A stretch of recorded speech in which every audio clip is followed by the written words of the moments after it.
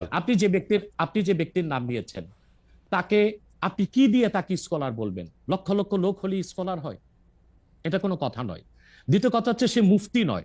ফতুয়া দেবার অধিকার রাখে মুফতি। স্কলার হওয়া এক জিনিস, ওয়াইজ হওয়া এক জিনিস, মুফতি হওয়া আরেক জিনিস। আর আমার কথা হচ্ছে, আমি কি গ্র্যান্ড মুফতি বাংলাদেশে? তা আমি বলছি না, এটা বলার অথরিটি আমার নেই। কিন্তু আমার ফতুয়াতে কলম বসাবার মতো 10টা মুফতি আপনি বের করে দেন। এখন অন্য মুফতিরা বলছে না কেন, সেটা একটা সাহসিকতার বিষয় আছে।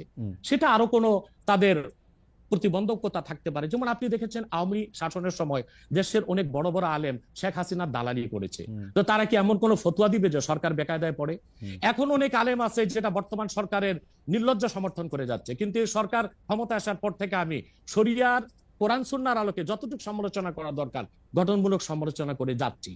আর আমাদের মতো 2-4-10 জন যারা মিডিয়াতে আছে, তারাই কিন্তু দেশের আলেম না। হাজার হাজার আলেম ওলামা পীর মাশায়েখ নীরবে নিভৃতে নির্জনে ইসলামের খেদমত করে যাচ্ছে, তাদের মতামতটাও দেখতে হবে। এখন যারা ফ্রন্টে চলে এসেছে, মিডিয়াতে চলে এসে সেলিব্রিটি হয়ে গেছে, তারাই কি বললো সেটা দেখার বিষয় না।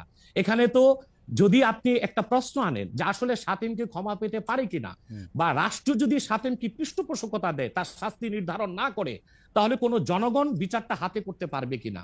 আপনি দেখুন, পৃথিবীতে যত অভ্যুত্থান ও বিপ্লব হয়েছে, জনগণ আইনকে হাতে তুলে নিয়েছে।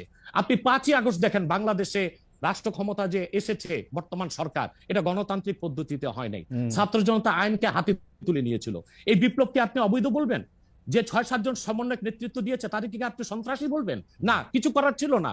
15 বছরে যে জগদ্দল পাথর ফেসিবাদী হাসিনা বসেছিল, গণতান্ত্রিক পদ্ধতিতে এটাকে সরানো সম্ভব হয় নাই, আইনকে হাতে তুলে নিতে হয়েছে।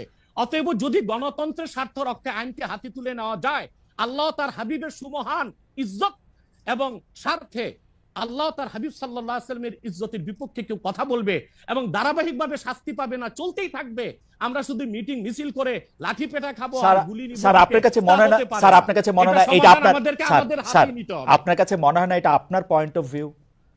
বিকজ আপনি যা বলছেন, হ্যাঁ আপনি এটা ঠিক যে আপনি তো একজন স্কলার, শিক্ষক, পড়াচ্ছেন, এবং আপনি গ্র্যান্ড মুফতি না হলেও একজন মুফতি।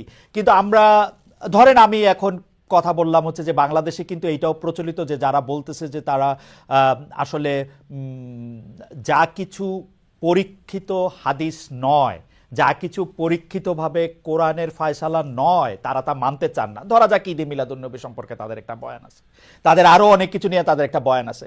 তাদের মধ্যে থেকেও কেউ কেউ আছেন যারা মক্কা মদিনায় বড় বড় জায়গায় আলেমের কাজ করতেছেন। আমি আব্দুর রাজ্জাক বিন ইউসুফের কথা বলতে পারি, আরো আপনি জানেন কাদের কথা আমি বলছি। তাদের কেউ কেউ মনে করেন আপনার পথ তো আসলে ঠিক না। 1, 2 হচ্ছে আপনি যার